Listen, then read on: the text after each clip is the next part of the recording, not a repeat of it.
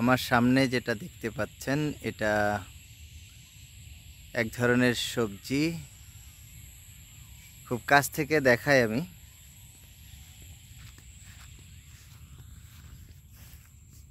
খুব কাছ থেকে যদি দেখাই, এই জমিটির চারপাশে বেগুন গাছ আছে। বেগুন গাছে ফুল এবং বেগুন ধরা শুরু করেছে। চারপাশ দিয়ে এরকম বেগুন গাছ লাগানো হয়েছে সাথী ফসল হিসাবে। আসলে এই জমির আবার এই জমির চারপাশে এখানে হলুদ গাছ, এটাও সাথী ফসল হিসেবে চারপাশ থেকে প্রচুর পরিমাণে হলুদ পাওয়া যাবে। আর মূলত এই জমির পুরোটা জুড়ে লাগানো হয়েছে যে গাছ, এটা হচ্ছে আলু গাছ। এটা পান আলু, গোল গোল আলু হয় গাছের মধ্যে। কিছুদিন পরে আলু আসবে। বিস্তীর্ণ জমি, অনেক বড় জমি। এই জমিটা পুরোটাই আলু গাছ। একসময় এটাতে ঝিঙ্গা ছিল, চিচিঙ্গা ছিল।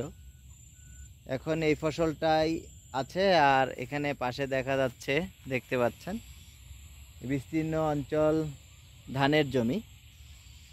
এখন ধানের সিজন।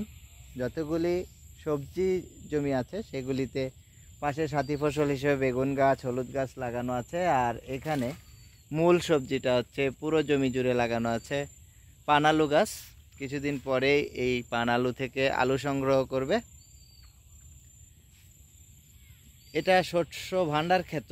বাংলাদেশের কৃষি নির্ভর যে বাংলাদেশ, এটা দেখলেই বোঝা যায় যে এই বিস্তীর্ণ চরাঞ্চল থেকে কত ফসল পাওয়া যায়। আসলে এটা দেখলেই আমরা বুঝতে পারি যে আসলে কৃষকরা কত কষ্ট করে ফসল ফলান সারা দেশের মানুষের জন্য। ধন্যবাদ সকলকে।